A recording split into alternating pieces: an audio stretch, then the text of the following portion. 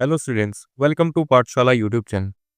इस वीडियो में आज हम स्टार्ट करेंगे pair of linear equations in two variable और course class 10th and chapter number 3। ठीक है, चैप्टर स्टार्ट करने से पहले कुछ बेसिक्स करते हैं, जैसा कि हम करते हैं हर एक वीडियो में।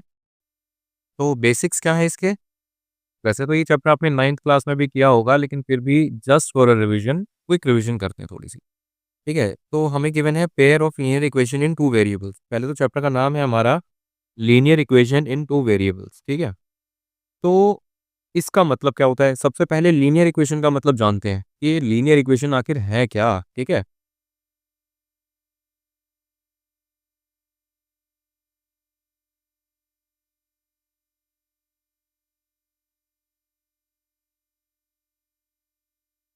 लीनियर इक्वेशन क्या होती है हमारी?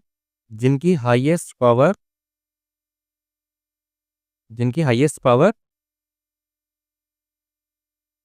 1 होती है ना?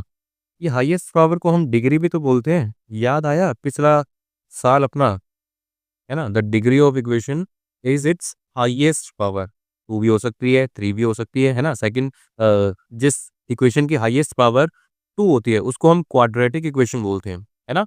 और जिस इक्वेशन की हाईएस्ट पावर 3 होती है उसको हम क्यूबिक इक्वेशन बोलते हैं। ठीक है, तो ऐसे ही हम लीनियर इक्वेशन कर रहे हैं, तो लीनियर इक्वेशन में हाईएस्ट पावर हमें 1 ही मिलने वाली है। ठीक है, अब देखते हैं ये टू वेरिएबल क्या होता है। ये टू वेरिएबल क्या होता है? ये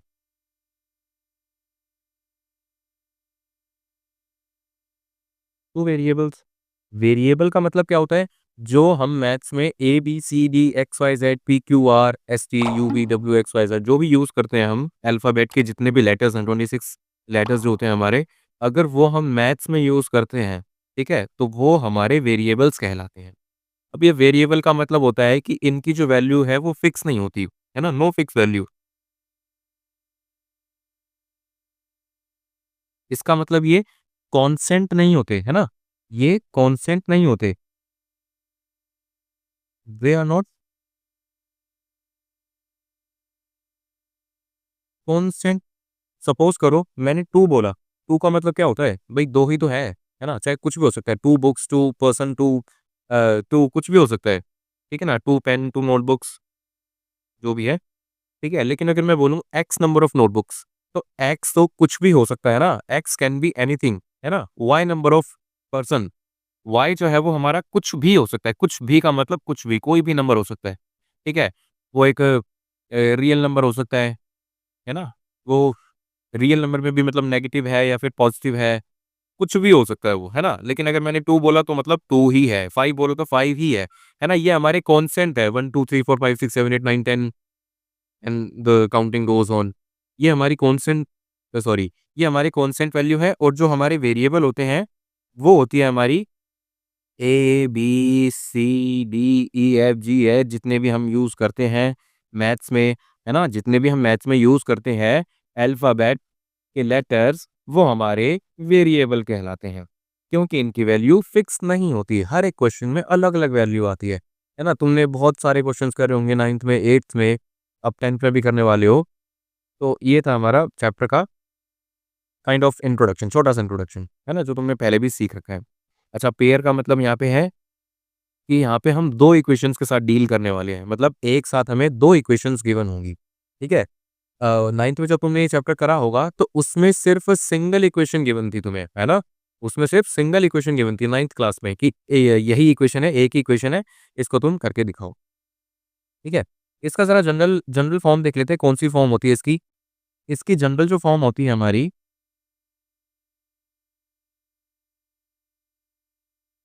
वो होती है हमारी ax plus by plus c equal to 0, ठीक है ना? ये हमारी इसकी जनरल फॉर्म होती है,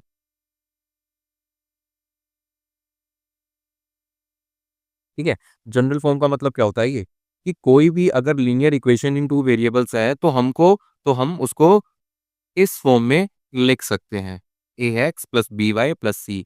लेकिन ध्यान देना, अभी मैंने बोला था कि जो a, b, c, d, x, y, z होते हैं, ये हमारे वेरिएबल होते हैं, ठीक है ना?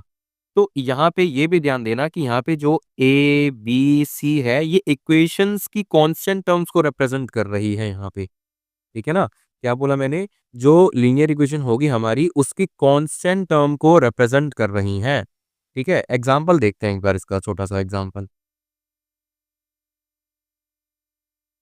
ax को मान लेते हैं कि ये 2x plus 4y minus 10 equal to 0, ठीक है ना? तो ये हमारे पास इक्वेशन गिवन है 2x plus 4y minus 10 equal to 0, ठीक है? तो ये यहाँ पे देखो ज़रा, ये 2x है, x का जो कोएफ़िशिएंट है वो हमारा 2 है, यानी a की वैल्यू 2 है हमारी, ठीक है? ऐसी b की वैल्यू बताओ ज़रा यहाँ पे, y वाले का जो कोएफ़िशिएंट होता है, जो y हमारा वेरिएबल है ना? उसका जो कोएफ़िशिएंट है वो हमारा 4 है, तो b की वैल्यू 4 है यहाँ पे, ठीक है?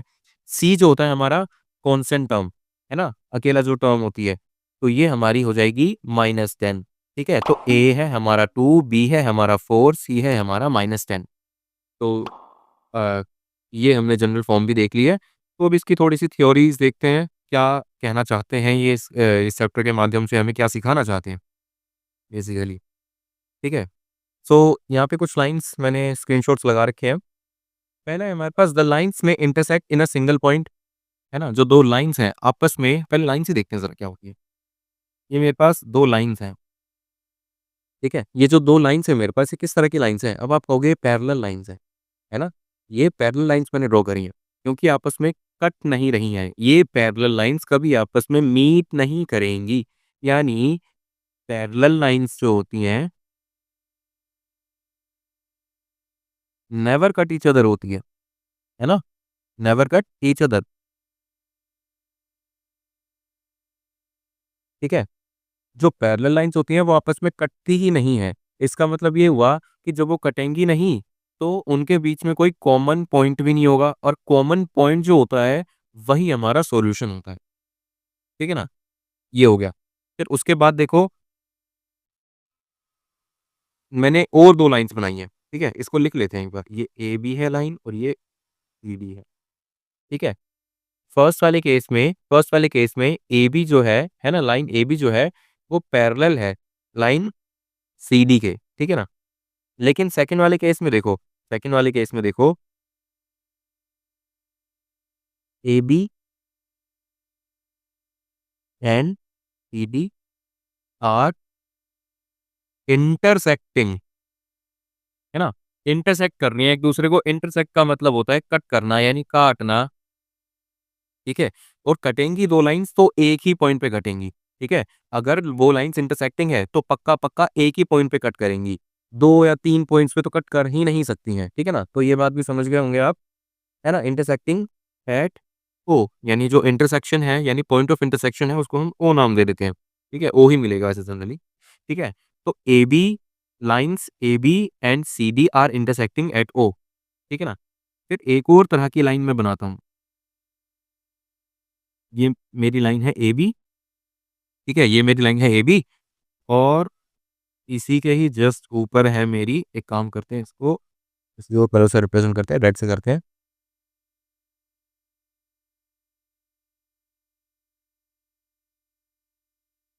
हुँ, तो AB और CD, AB एंड CD ये किस तरह की लाइन्स हैं?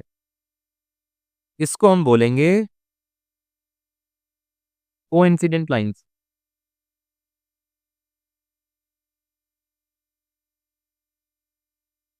कोइंसिडेंट लाइन्स का मतलब क्या होता है? कि ये लाइन्स आपस में एक-दूसरे के ऊपर हैं। यानी जिस भी पॉइंट पे तुम मार्क करोगे इस लाइन पे, जैसे मान लो ये पॉइंट मैंने मार्क करा P, है ना? या फिर यहाँ पे करते हैं Q, या फिर यहाँ पे कर लेते हैं R, या फिर यहाँ पे कर लेते हैं S। अपने आप में ये सारे पॉइंट्स इसके सॉल्यूशन हैं, है ना? अपने आप में ये सारे P, Q, R, S की जो भी पॉइंट इन दोनों लाइन्स पे पड़ेगा, वो इन लाइन्स का सॉल्यूशन हो जाएगा। ठीक है? तो यानी ये 3 चीज़ों से हमें क्या समझ में आया,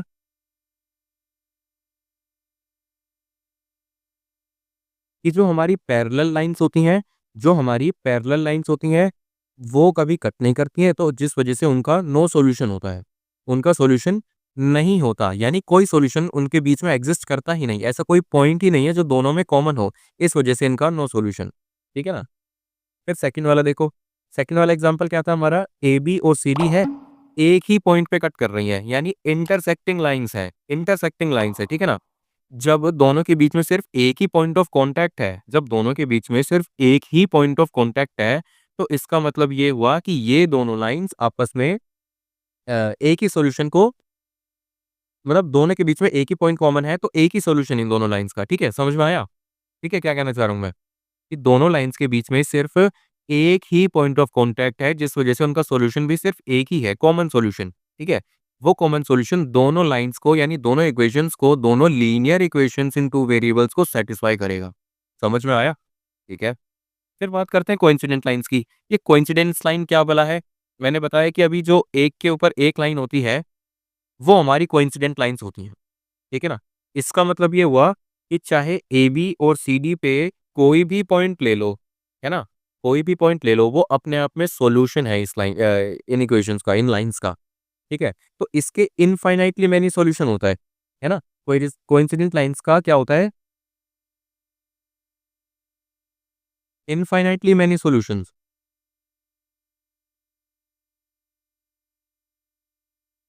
ठीक है। फिर जो हमारी इंटरसेक्टिंग लाइंस थी, उसका सिर्फ यूनिक सॉल्यूशन होता है। यूनिक सॉल्यूशन का मतलब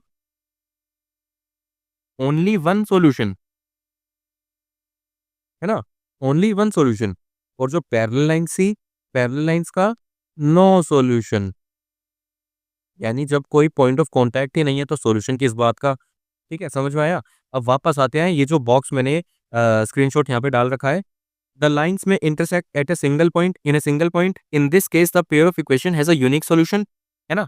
सिंगल पॉइंट पे इन तीन केसेस में से कौन से वाले पे कट कर रही थी, है ना, कौन से वाले केसेस जो सिंगल पॉइंट पे कट करने वाला है? आप कहोगे कि सेकंड पॉइंट, है ना, सेकंड एग्जांपल जो मैंने बनाया था यहाँ पे एबीसीडी वाला, ठीक है।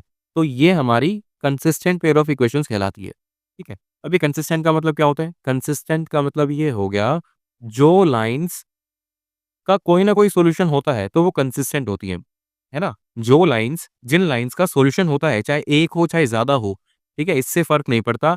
अगर सॉल्यूशन है तो वो कंसिस्टेंट है, ठीक है, वो कंसिस्टेंट कहलाई जाएंगी। लेकिन अगर सॉल्यूशन नहीं है तो वो पैरेलल लाइंस हो जाएंगी, ठीक है ना, समझ में आया? बिल्कुल समझ में आया होगा अच्छे से, ठीक है। तो पहले वाला पॉइंट क्या था? द लाइंस में intersect in a single point, है ना, द लाइंस में intersect in a single point, in this case the pair of equations जो है, यूनिक सॉल्यूशन हो जाएगा इनका। यानी सेकंड वाला जो मैंने बताया था ना, unique solution, only one solution जिसे बोलते हैं हम, तो ये हो जाएगा, ठीक है। सेकंड वाला देखते हैं अभी। सेकंड वाला, द लाइंस में बी पैरेलल, यानी फर्स्ट वाला जो मैंने बनाया था, द लाइंस में बी पैरेलल। पैरेलल का मतलब क्या होता है? समांतर रेखा है, यानी आपस में इनका कोई सॉल्यूशन नहीं होने वाला, क्योंकि कटेंगे ही नहीं। जैसे रेल की पटरियां होती है ना, पैरेलली चलती हैं, आपस में कभी एक दूसरे को क्रॉस नहीं करती हैं, है ना, ऐसे ही। In this case the equation have no solution, यानी इनकंसिस्टेंट, अगर उसका सॉल्यूशन नहीं है ना, अगर इन लाइंस का सॉल्यूशन नहीं है कोई भी, ठीक है, तो वो इनकंसिस्टेंट कहलाई जाएंगी, ठीक है। नाउ थर्ड वाला देखते हैं अभी, थर्ड वाला क्या पॉइंट है हमारा। थर्ड वाला पॉइंट हमें गिवन है, द लाइंस में भी कोइंसिडेंट। कोइंसिडेंट का मतलब मैंने बता दिया यहाँ पे कि एक के ऊपर एक जो लाइन होती है, ये वाली, ठीक है ना। इन this case the equations have infinitely many solutions, infinitely many solutions. अच्छा, जो कोइंसिडेंट लाइन होती है, इसको डिपेंडेंट लाइंस भी बोलते हैं, है ना, डिपेंडेंट लाइंस, क्योंकि एक दूसरे पे ही डिपेंड कर रही हैं, या फिर एक दूसरे के ऊपर है, इसलिए इनको डिपेंडेंट बोलते हैं। लेकिन फिर भी सॉल्यूशन है तो कंसिस्टेंट कहलाई जाएंगी। समझ में आया? तो हमारे पास दो तरह की लाइंस होती हैं, है ना, हमारे पास दो तरह की लाइंस होती हैं। कौन कौन सी?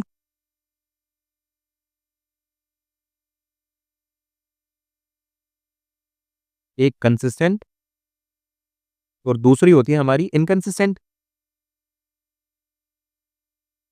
ठीक है। दोनों में क्या डिफरेंस हुआ? दीज लाइंस हैव सॉल्यूशन, इनका सॉल्यूशन होता है, और इनकंसिस्टेंट लाइन के पास नो सॉल्यूशन, है ना। लाइन की बात करें तो कंसिस्टेंट लाइन कौन कौन सी होती हैं, है ना, पैरेलल लाइंस आएगी क्या इसमें? क्या कंसिस्टेंट लाइंस में पैरेलल लाइंस आएंगी? अभी मैंने बताया कि पैरेलल लाइंस का कोई सॉल्यूशन नहीं होता, यानी वो कभी क्रॉस करती नहीं है एक दूसरे को, तो इसलिए उनका कोई सॉल्यूशन नहीं होता। इसलिए कंसिस्टेंट लाइंस में पैरेलल लाइंस नहीं आएंगी, वो कहाँ आएंगी? हमारी इनकंसिस्टेंट में पैरेलल लाइंस, ठीक है। तो कंसिस्टेंट लाइंस में कौन कौन सी आएंगी? एक तो हमारी इंटरसेक्टिंग लाइंस, जिसका वन सॉल्यूशन था,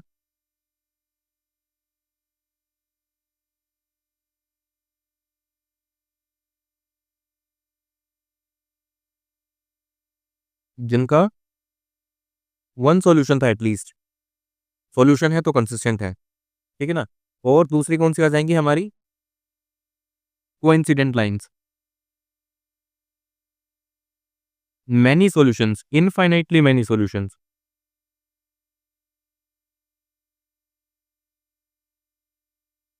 इनफाइनाइटली मैनी सॉल्यूशंस, ठीक है।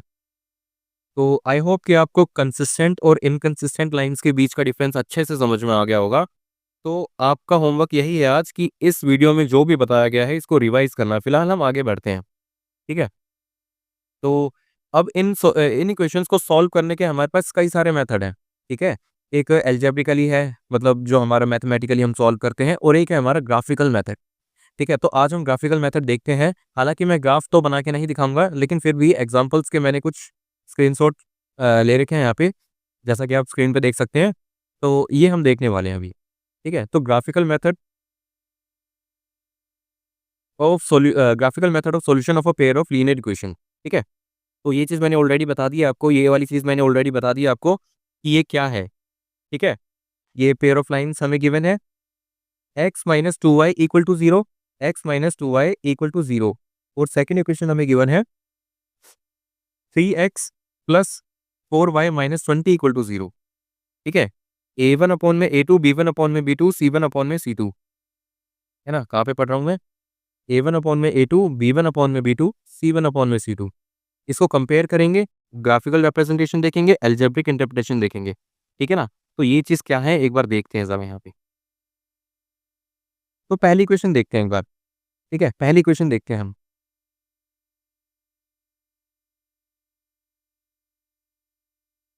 ये हमें गिवन है x minus two Y equal to zero, ठीक है। और सेकेंड वाली इक्वेशन हमें गिवन है 3x plus 4y minus 20 equal to zero, ठीक है। अच्छा, हम ये चेक कैसे कर सकते हैं? ये चीज़ हम चेक कैसे कर सकते हैं कि लाइंस कंसिस्टेंट है या फिर इनकंसिस्टेंट है ना।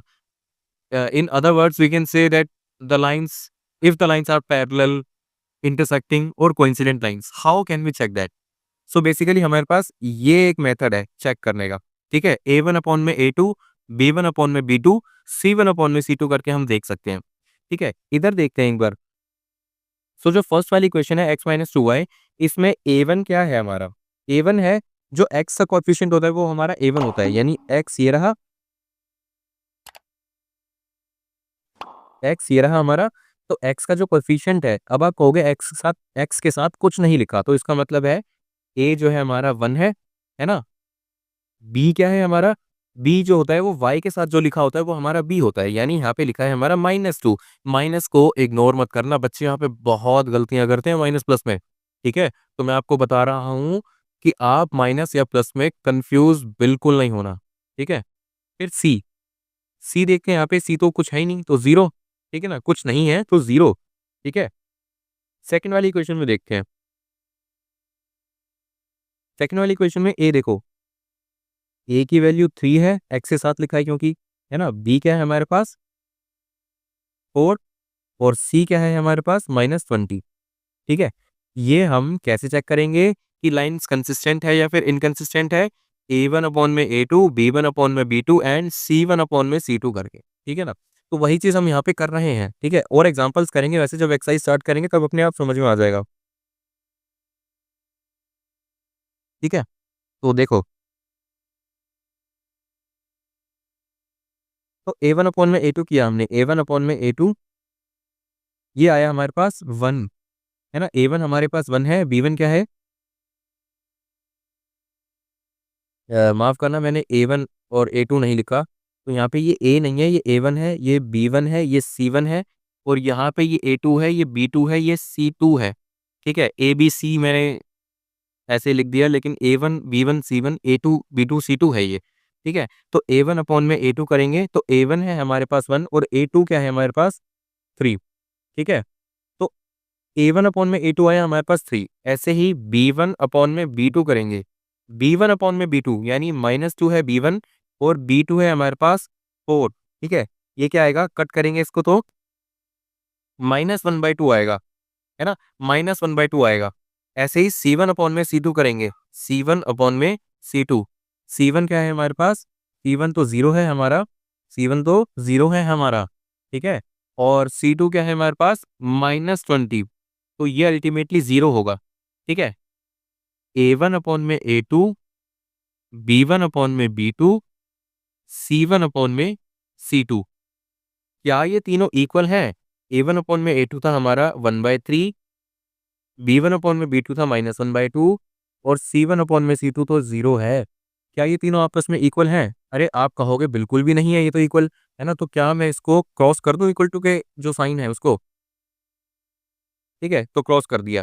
तो एक बात बताओ ज़रा, जब तीनों में कुछ इक्वालिटी नहीं है ना? A1 अपॉन में B2 is not equal to B1 upon में B2, ठीक है? तो ये केस बनता है हमारा इंटरसेक्टिंग लाइन्स का, इंटरसेक्टिंग लाइन से। तो इस प्रकार से हम चेक कर सकते हैं कि if the lines are intersecting, coincident और पैरेलल, ठीक है?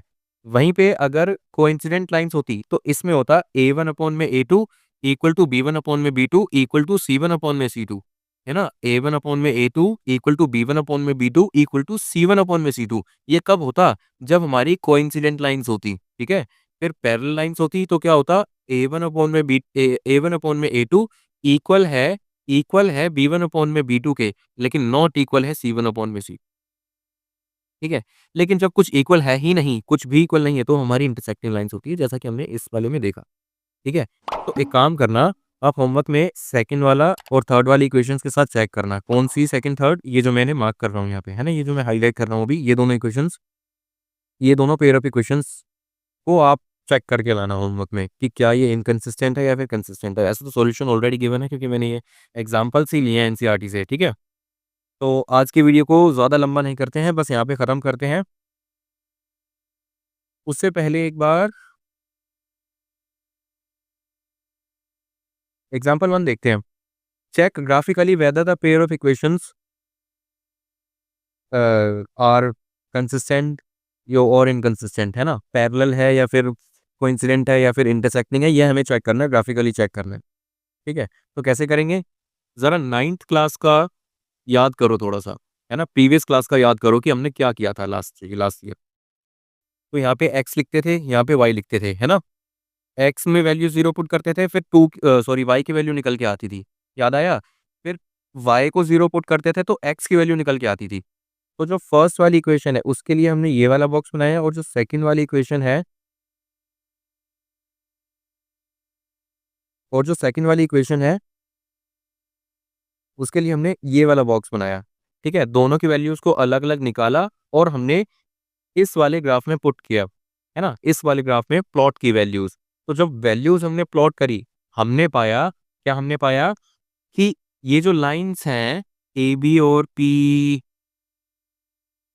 पी जो भी है ये पी, क्यू जो भी इन्होंने मार्क कर रखा है, यहाँ पे आके कट कर रही हैं, है ना? 1 मिनट,